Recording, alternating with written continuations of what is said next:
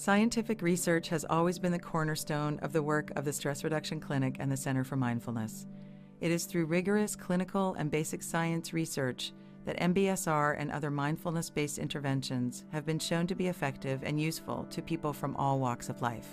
We would assess people before on various measures and then assess them afterwards. The research then went to a much higher level of randomized clinical trials to try to really discern in a much more stringent way what was going on with these people, say at the level of the biology, at the level of brain function, at the level of the immune system. We wouldn't be here 30 years later if it wasn't for the science, because you wouldn't have anything to talk about. You could just say, well, people think it's a good idea and they like it.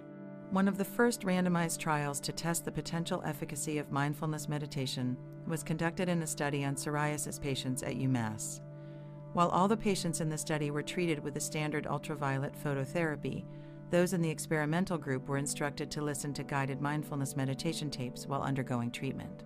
The group that was randomized to stress reduction were more successful in seeing the decrease in the psoriasis than the group that was not.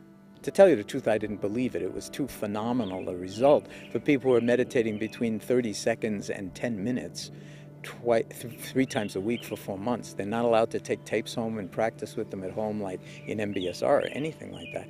So it seems like, wow, this is affecting a healing process.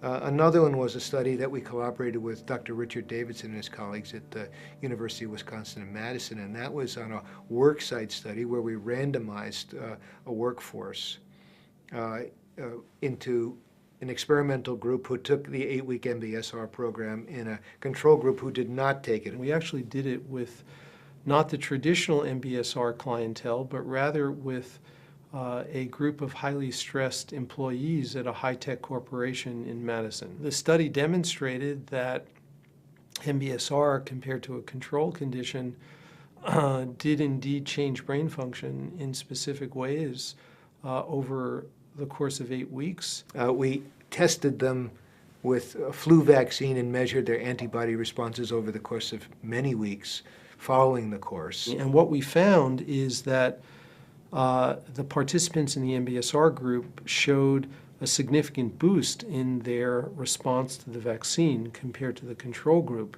And the amount that their brain changed actually predicted how much the vaccine was effective. So this was really a landmark study in many ways, and really I think the beginning of the era of modern research on meditation.